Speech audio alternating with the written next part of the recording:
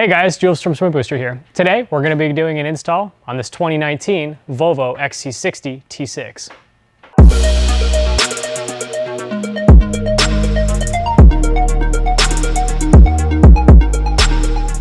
Given this car actually is a T6, it makes a surprising amount of power.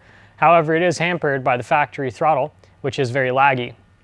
So to give this vehicle as close to 1-to-1 ratio as possible for the pedal to throttle response, we have the Sprint Booster.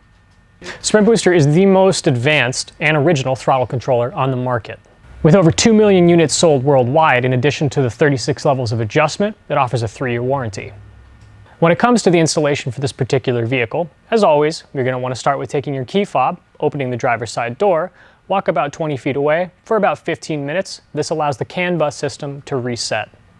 This particular vehicle does have a floor-mounted pedal. The first step of the install process is to remove the cover, which covers up the retaining bolt that affixes the pedal to the floor.